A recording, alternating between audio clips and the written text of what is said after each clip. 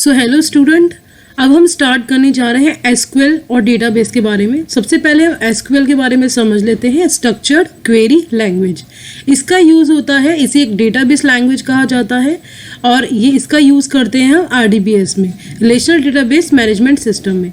RDBS क्या होता है, जिसमें हमारे डेटा को हम एज अ डेटाबेस सिक्योर करके रखते हैं। जो भी डेटा आपको एक्सेस करना चाहते हैं वो एक जगह स्टोर होता है और आप उसे क्रिएट कर सकते हैं, उस पर ऑपरेट कर सकते हैं। तो डेटाबेस एक्चुअली क्या है, it is a collection of your data. तो उस डेटाबेस को एक्सेस करने के लिए हमारे पास यहाँ लैंग्वेज है जिसे हम स्ट्रक्चर्ड क्वेरी लैंग्वेज कहते हैं। इसके बारे में हम आगे पढ़ेंगे।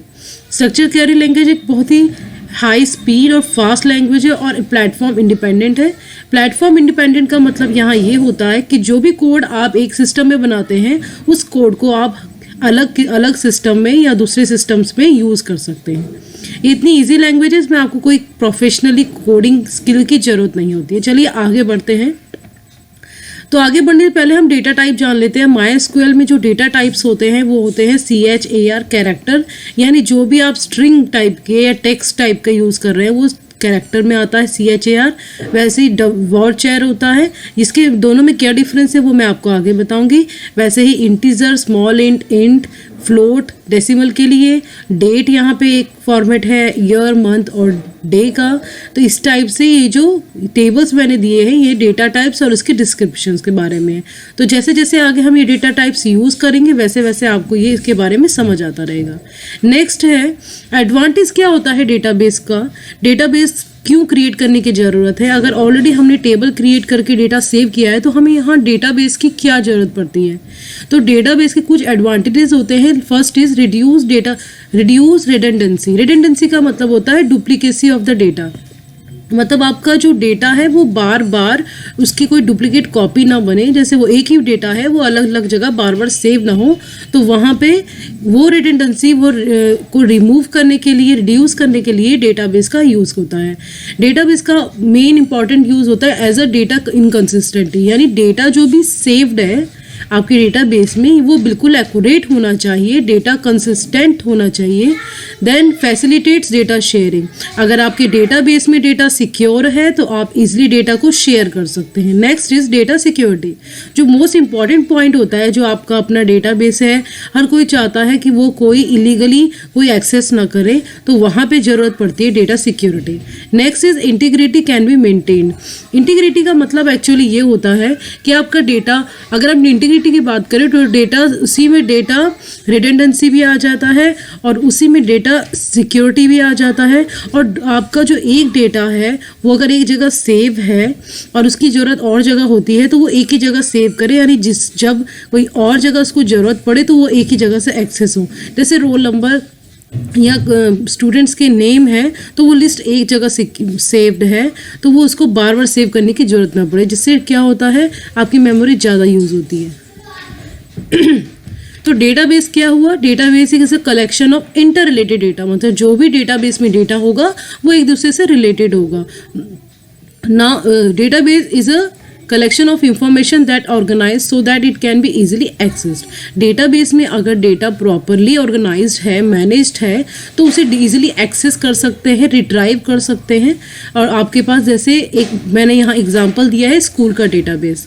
जैसे स्कूल में बहुत सारी क्लासेस होती हैं, स्कूल में KG से लेकर 12 तक की क्लास है, तो वहाँ हर क्लास में डिफरेंट क्लास में डिफरेंट नंबर ऑफ स्टूडेंट्स हैं, सबके अलग अलग नाम हैं, तो वो सब डेटा एक सिक्योर है डेटाबेस में। ये यहाँ पे स्कूल का डेटाबेस है।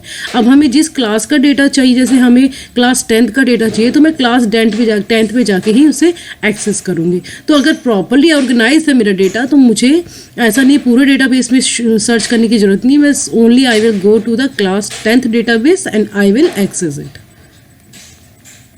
नेक्स्ट आता है DBMS, डेटाबेस मैनेजमेंट सिस्टम। ये एक ऐसा software that help us to establish and implement a database. Database को इम्प्लीमेंट करना, उसे क्रिएट करना, उसमें एडिट करना और उसको स्टोर करना, ये सब चीज़ें मैनिपुलेट करना डेटा को, ये सब आता है DBMS, डेटाबेस मैनेजमेंट सिस्टम के अंदर। इस सॉफ्टवेयर को जैसे हम यूज़ करते हैं MySQL, Microsoft SQL server, Oracle, MongoDB and PostgreSQL, ये सब जो है सॉफ्टवेयर्स होते हैं DBMS LMS के, जो हम आज पढ़ेंगे वो है SQL। अब मैंने आपको बताया था वर्ड चेयर, कि हमने पीछे डेटा टाइप में पढ़ा था what is the word chair, the difference between a chair and the word chair.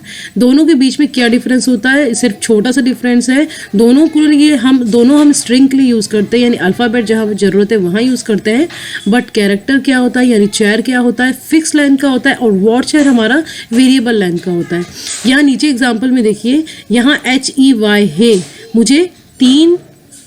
यहाँ पे मुझे 3 अल्फ़ाबेट को सेव करना है अपनी मेमोरी में, तो मैंने यहाँ पे जो कैरेक्टर का रेंज लिया है वो 5 लिया है। सेम यहाँ में मैंने वॉर कैरेक्टर में, मतलब मैंने हे को कैरेक्टर में भी यूज़ डेटा टाइप कैरेक्टर लेके सेव किया, और यहाँ वॉर कैरेक्टर लेके सेव किया। अब दोनों में डिफरेंस क्या होगा, देखो जब हम 5 लेते हैं यहाँ पे HEY है, तो यहाँ डिफरेंस ये होगा कि ये पूरा 5 का मतलब ये 5 बॉक्सेस सेव करेगा, यानी 5 जो सेल्स होंगे या बॉक्सेस होंगे मेमोरी के, वो उसको ऑक्यूपाई कर लेगा और कह देगा ये पूरा कवर है किसके लिए, हे के लिए। तो वहाँ जो 2 बचे हैं, लेकिन मैंने तो लिया तो 5 है, लेकिन यूज़ कितने किए हैं, सिर्फ 3, 2 मेरे ब्लैंक रह गए हैं, तो वो जो 2 है वो यहाँ पे यूज़लेस हो रहे हैं, तो वो कोई और उस पर डेटा सेव नहीं हो सकता है। लेकिन अगर हम वॉर कैरेक्टर की बात करते हैं, से मैंने यहाँ पे 5 बॉक्सेस सिक्योर किए हे लिखने के लिए, तो जो बाकी के 2 ब्लैंक बचे वो उसमें हम कोई और डेटा सेव कर सकते हैं अगर हमने वॉर कैरेक्टर टाइप का डेटा टाइप लिया है। तो यही चीज़ें इसमें छोटा सा डिफरेंस है, वही डिफरेंस मैंने यहाँ पे बताया है। अब हम चलते हैं DML कमांड की तरफ, डेटा मैनिपुलेशन लैंग्वेज। 2 टाइप की कमांड्स होंगी SQL में, DML और DDL। जितनी भी कमांड्स हैं उनको 2 पार्ट में डिवाइड किया गया है। First is data manipulation language, जो भी इंसर्शन, डिलीशन, मॉडिफिकेशन और रिट्राइवल, डेटा को इंसर्ट करना, डेटा को डिलीट करना, उसमें और भी कोई मॉडिफिकेशन या चेंजेस करना, उसको एक्सेस करना, रिट्राइव करना, ये सब चारों टाइप की कमांड जो होती हैं वो हम आती है DML मैनिपुलेशन लैंग्वेज के अंदर। दूसरा होता है डेटा डेफिनेशन लैंग्वेज की। डेटा डेफिनेशन लैंग्वेज के अंदर DDL में आती है क्रिएटिंग करना, उसको ऑल्टर करना या उसे डिलीट करना, ड्रॉप करना, और रिवोकिंग करना, यानी उसे कैसे रिवोक करना या डेटा को कैसे रिट्राइव करना और मेंटेन करना कमांड को, सब आता है DDL के अंदर। अब जो बहुत इम्पॉर्टेंट यहाँ से शुरू हो रहा है, SQL कमांड्स आप कैसे यूज़ करते हैं। तो जब आपको SQL की हेल्प से डेटा को, टेबल को क्रिएट करना है, ये सबको पता होना चाहिए कि डेटाबेस में जितना भी डेटा होता है it is saved in the form of table. तो हमें टेबल क्रिएट करना होगा सबसे पहले। कोई भी डेटा सेव करना है, अगर क्लास 10th का डेटा लें तो मुझे हर बच्चे का नाम, रोल नंबर, मार्क्स की ज़रूरत है। तो उसके लिए मैं क्या करूँगी, टेबल क्रिएट करूँगी। तो टेबल आप कैसे क्रिएट करते हैं, तो यहाँ पे कमांड देखिए, क्रिएट टेबल। तो क्रिएट टेबल यानी क्रिएट एक कमांड है जिसमें आपको टेबल लिखना है, और यहाँ पे आएगा टेबल का नाम और जो कॉलम आप यूज़ करें, जैसे यहाँ पे नेम, रोल नंबर और मार्क्स कॉलम है, और डेटा टाइप्स कौन कौन से, जैसे आपको नेम कैरेक्टर टाइप का लेना है, रोल नंबर इंटीजर टाइप का, मार्क्स इंटीजर, सेम वे। अब यहाँ एक्चुअल कमांड में आ जाएगी कि SQL, जब हम SQL में काम करेंगे तो हम ये कमांड उसमें लिखेंगे, क्रिएट टेबल स्टूडेंट, फिर उसमें आएगा नेम कैरेक्टर 20 कैरेक्टर, तो मैंने लिमिट ले ली है इसकी, इससे ज़्यादा किसी बड़ा नाम नहीं हो सकता है, तो 20 तक लिमिट दे दी है। रोल नंबर इंटीजर टाइप का ले लिया, मार्क्स इंटीजर टाइप का ले लिया, और इसे सेमी कॉलन से क्लोज कर दिया। तो ये एक फॉर्मेट होता है कि हम कैसे SQL से टेबल को क्रिएट करते हैं। तो जब आप ये कमांड लिखेंगे तो ये टेबल आपके पास क्रिएट होके आ जाएगा। अब आगे बढ़ते हैं, inserting data into table. Table में हम डेटा कैसे इंसर्ट करते हैं, हमने सबसे पहले टेबल क्रिएट कर लिया। क्रिएट करने के बाद मुझे उसमें इंसर्ट इनटू, ये कमांड है इंसर्ट इनटू नाम से, और उसके बाद आता है टेबल का नाम, और उसके बाद उसकी कॉलम की लिस्ट आएगी पूरी, और उसके बाद उसकी वैल्यूज़ आएगी। तो इंसर्ट इनटू, और मेरे टेबल का नाम है स्टूडेंट, और वैल्यूज़ जो मुझे उसमें पुट करनी है तो हर्ष 141 और 97, यहाँ जो वैल्यूज़ है वो लाइन वाइज आएगी। जैसे आपने पहले हर्ष लिखा तो वो पहले में जाएगी, 141 लिखा वो दूसरे में जाएगी, 97 लिखा वो तीसरे में जाएगी। तो इस तरीके से वैल्यू पुट होती रहेगी। अब यहाँ पे मैंने insert into student, name, marks दे दिया, अगर मैंने यहाँ पे नेम और मार्क्स दे दिया तो यहाँ पे ध्यान रखिए कि नेम में डेटा जाएगा और मार्क्स में डेटा जाएगा। तो जो रोल नंबर है जो इसमें जिसमें मिस्ड है, जो रोल नंबर नहीं दिया गया है, उसकी जगह नल वैल्यू आ जाएगी, मतलब वैल्यू 0 आ जाएगी, नल आ जाएगी। तो आगे बढ़ते हैं। एक और एग्जांपल दिया है कि इंसर्ट इनटू स्टूडेंट। मैंने इंसर्ट इनटू कमांड ली, स्टूडेंट यानी टेबल का नाम लिखा और वहाँ जो मैंने वैल्यू उसके अंदर मैं लिखना चाहती हूँ, मैंने लिखा हेमंत 146 और नल। यहाँ मैंने, अगर मैं इसको ब्लैंक छोड़ देती हेमंत, अगर मैं यहाँ ऊपर स्टूडेंट लिखने के बाद ब्रैकेट में लिखती नेम, रोल नंबर और नीचे हेमंत और 146 लिखती तो ये ऑटोमेटिकली नल ही आता, लेकिन यहाँ पे इन्होंने नल दिया है तो यहाँ वैल्यू नल ही आएगी। अब क्वेरीज कैसे बनाते हैं? मुझे डेटा को एक्सेस करना है, डेटा मेरा तैयार है, अब मुझे डेटा को एक्सेस करना है। तो डेटा को एक्सेस करने के लिए मेरे पास होती है सेलेक्ट कमांड कि मुझे ये डेटा सेलेक्ट करना है। फ्रॉम का मतलब होता है, फ्रॉम भी एक कमांड है। फ्रॉम मतलब किससे सिलेक्ट करना है, मतलब यहाँ पे मैं ये बता रही हूँ, ये टेबल है, देखिए ये तीन, मैंने यहाँ पे 3 टाइप की कमांड यूज़ करी है, तीनों कमांड के लिए कॉमन टेबल लिया गया है। तो यहाँ पे मैंने सेलेक्ट किया है नेम और रोल नंबर। मैं कह रही हूँ जो मुझे क्या चाहिए, मुझे नेम चाहिए और मुझे रोल नंबर चाहिए, 2 चाहिए। कहाँ से चाहिए? फ्रॉम टेबल स्टूडेंट, ये टेबल है जिसका जो स्टूडेंट नाम से सेव है, मुझे इस टेबल से नेम और रोल नंबर चाहिए, तो मेरे पास नेम और रोल नंबर आउटपुट में आ जाएगा। अब दूसरे में मैंने कहा मुझे नाम चाहिए, मैंने यहाँ पे कहा नाम चाहिए। अब मैं यहाँ पे कंडीशन लगा रही हूँ कि सिलेक्ट नेम, आप टेबल में से नाम सेलेक्ट कीजिए फ्रॉम स्टूडेंट में से। अगर आप सिर्फ इतना लिखते हैं सेलेक्ट नेम फ्रॉम स्टूडेंट तो सिर्फ ये पूरे नाम का पूरा बॉक्स आता, लेकिन यहाँ आपने कंडीशन लगा दी। कंडीशन लगाने के लिए हम यूज़ करते हैं वेयर। तो उसने बताया where marks is greater than 95, मुझे उन स्टूडेंट के नाम चाहिए जिनके मार्क्स 95 से ज़्यादा हैं। तो मैंने यहाँ लिख दिया 97 और 99। तो यहाँ लिखा हुआ 97 99, तो दोनों के स्टूडेंट 95 से ज़्यादा है तो इन दोनों का ही नाम आएगा। देखिए ध्यान से देखिए, मार्क्स नहीं आएंगे, मार्क्स तो यहाँ पे कंडीशन में लिए गए हैं, लेकिन आउटपुट वही आता है जो आप सेलेक्ट के बाद लिखते हैं। सेलेक्ट के बाद अगर आपको नेम और रोल नंबर लिखा है तो ये 2 ही नेम रोल नंबर के कॉलम आएंगे। सेलेक्ट के बाद आपने नाम लिखा है तो नाम वाला ही कॉलम सिर्फ आपको यहाँ पे आउटपुट में आएगा। अब सेलेक्ट एस्ट्रिक साइन, बहुत इंपॉर्टेंट है ये। एस्ट्रिक साइन जो होता है उसका मतलब होता है मुझे पूरा टेबल चाहिए, यानी I want full table. So from where, from student table, student data में स्टूडेंट टेबल में से मुझे सेलेक्ट एस्ट्रिक कर देंगे आप तो पूरा का पूरा एज इट इज़ डेटा आपको टेबल आपके सामने प्रिंट हो जाएगा। अब यहाँ पे है क्रिएट टेबल स्टूडेंट। तो यहाँ पे एक टेबल क्रिएट किया है स्टूडेंट नाम से, जिसमें नेम है और नेम को नेम टाइप लिया है कैरेक्टर, और इसमें आप नल वैल्यू नहीं लगा सकते हैं। मतलब अगर यहाँ किसी ने ब्लैंक छोड़ दिया या नल वैल्यू ले ली तो वहाँ एरर आ जाएगा। तो ये बताना चाह रहा है कि आप नेम को नल नहीं लिख सकते हैं। रोल नंबर इंटर ले लिया, मार्क्स इंटीजर ले लिया। अब select command is use to, ये तो आपको बता चुकी हूँ। सेलेक्ट कमांड क्या होती है? इंफॉर्मेशन लेने के लिए, एक्सेस करने के लिए चाहिए होती है। तो select word to select which table, ये जो मैं आपको पहले पीछे ऑलरेडी बता चुकी हूँ उसी के बारे में बता रहा है कि सिलेक्ट, आपको यहाँ सेलेक्ट अगर नेम लेंगे और स्टूडेंट से लेंगे तो नेम पूरा आपके पास आएगा। ये एक्चुअली स्लाइड पहले आनी चाहिए थी, अब वो बाद में, ये बाद में आ गई।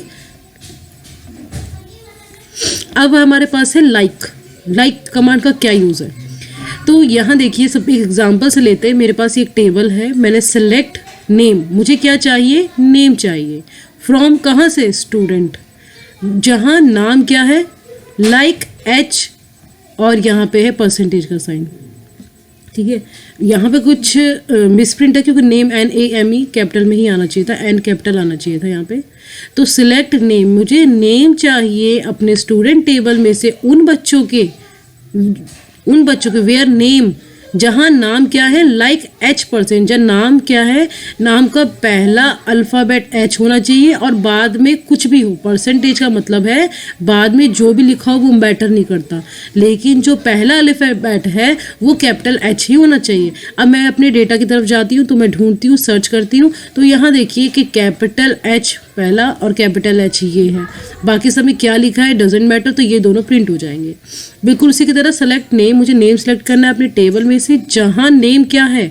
अब ध्यान से देखिए H, तो पहले हमारा H, ये 2 हमारे H आ गए, ठीक है, तो पहला करेक्टर H होना चाहिए और लास्ट का उसका M होना चाहिए, मतलब सॉरी पहला करेक्टर H होना चाहिए, उसके बाद कुछ भी हो नहीं फ़र्क पड़ता, यानी पहला H तीसरा M होना चाहिए, बाकी आगे पीछे कुछ हो नहीं फ़र्क पड़ता, पहला करेक्टर H और तीसरा M, तो सिर्फ ये वाला नाम कंडीशन सेटिस्फाई कर रहा है तो ये वाला नाम ही यहाँ पे प्रिंट होगा।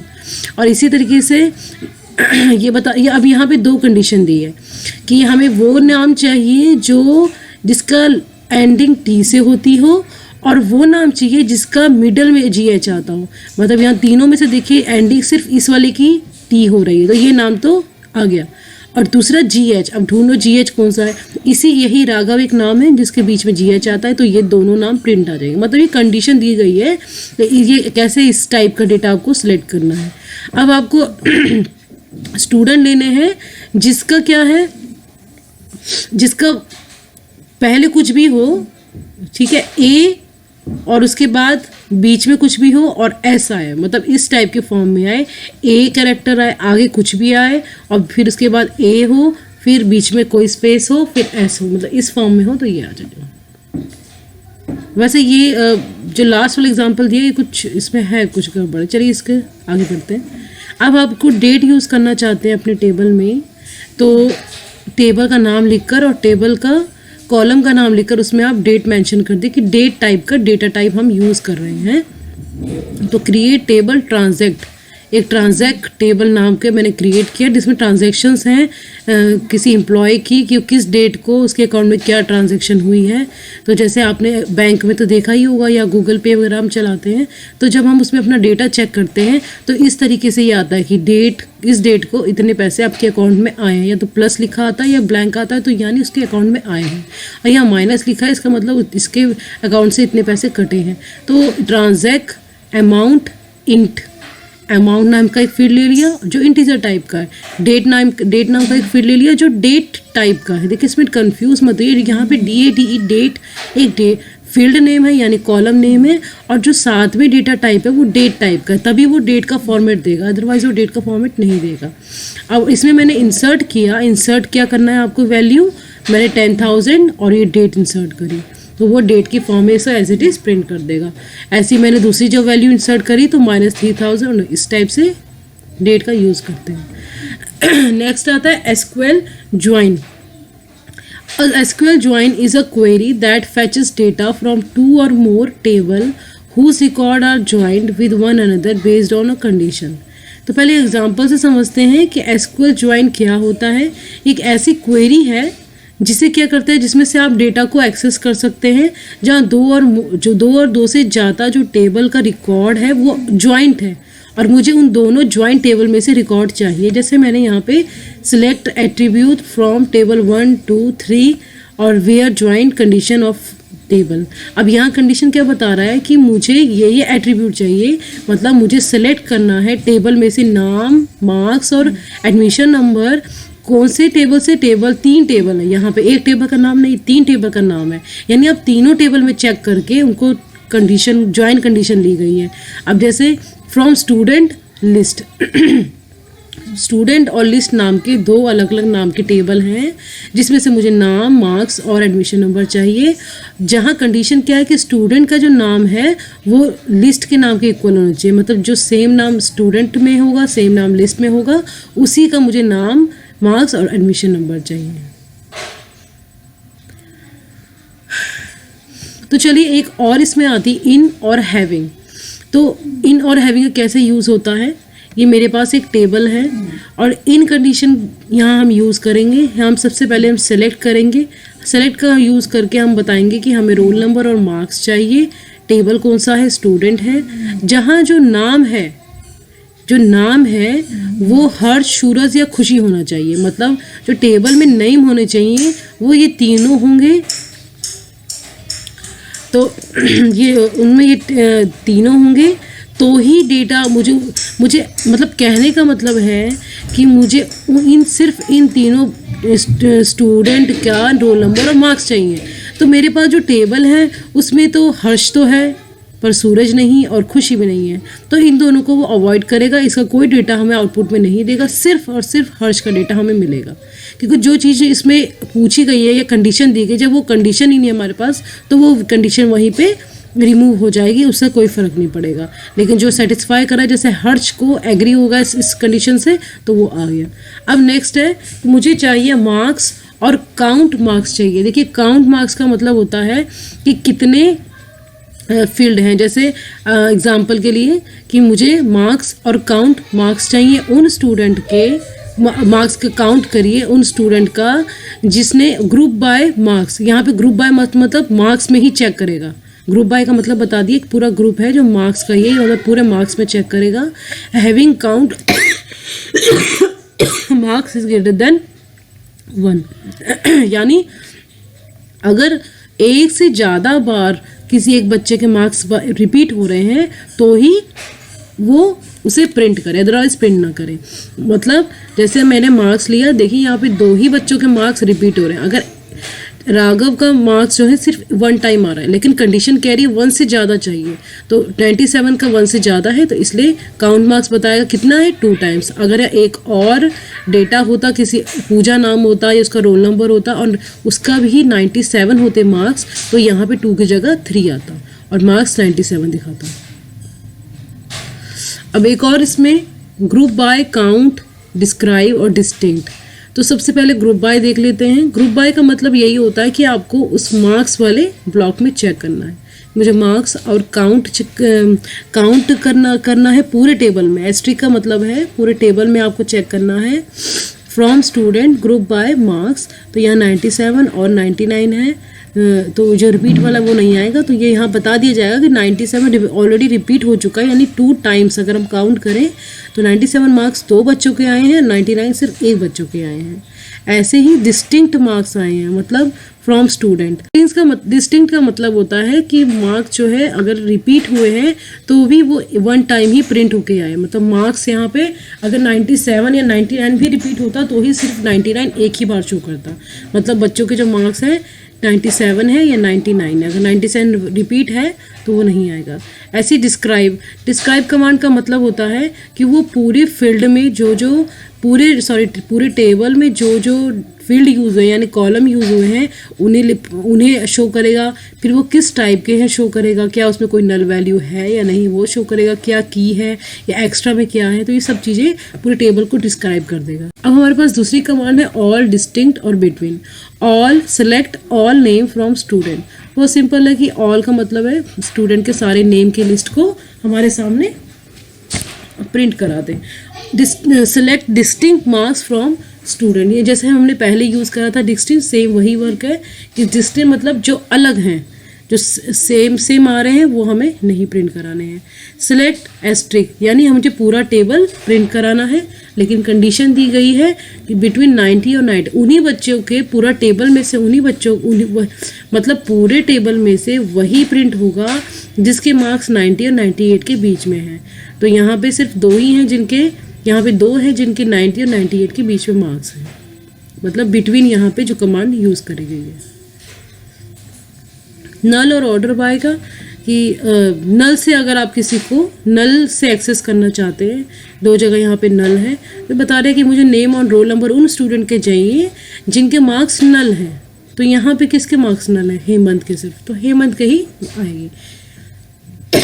दूसरा है कि मुझे नेम और रोल नंबर नेम और रोल नंबर चाहिए अपने स्टूडेंट टेबल में से जहाँ मार्क्स इज नॉट नल, जिनके मार्क्स नल नहीं हैं उनका डेटा आ जाना चाहिए। तो ये जिनका मार्क्स नल नहीं है, मार्क्स पे बात हो रही है, तो यहाँ पे इन दोनों के मार्क्स नल नहीं है, तो जिसके मार्क्स नल नहीं है यानी वो है हर्ष और राघव, वो दोनों के रोल नंबर और नाम प्रिंट हो जाएंगे। अब ये कह रहे हैं कि सिलेक्ट पूरे टेबल में सिलेक्ट करना है आपको ऑर्डर बाय मार्क्स AS यानी असेंडिंग ऑर्डर, मार्क्स को असेंडिंग ऑर्डर में करना है, मार्क्स के अकॉर्डिंग आना चाहिए। तो सबसे पहले असेंडिंग ऑर्डर देखा जाए तो नल सबसे पहले आएगा, फिर 97 आएगा, फिर 99 आएगा। ASC का मतलब यहाँ पे असेंडिंग है, तो मार्क्स को असेंडिंग में लगाना है। तो ऐसा नहीं कि सिर्फ मार्क्स असेंडिंग होगा, अगर मार्क्स नल ऊपर जा रहा है तो हेमंत भी सबसे ऊपर जाएगा और उसके साथ उसका रोल नंबर भी साथ में जाएगा। एसक्यूएल के कुछ फंक्शंस होते हैं, जैसे मैंने यहाँ पे सम फंक्शन यूज़ किया है। मैं चाहती हूँ कि टेबल में से उसके मार्क्स का एडिशन मुझे दिख जाए, तो बहुत ईजी है, सम है और उसके सम और मार्क्स लिखिए, क्योंकि मार्क्स का एडिशन चाहिए। अगर रोल नंबर का एडिशन चाहिए होता तो यहाँ रोल नंबर लिख सकते थे, तो रोल नंबर का एडिशन आता, मार्क्स का ना आता, तो आप मार्क्स सम मार्क्स और ये 293। ऐसे ही आपने सिलेक्ट किया है, एवरेज निकालना है तो सेम वही प्रोसेस होगी एवरेज के लिए। So thank you students.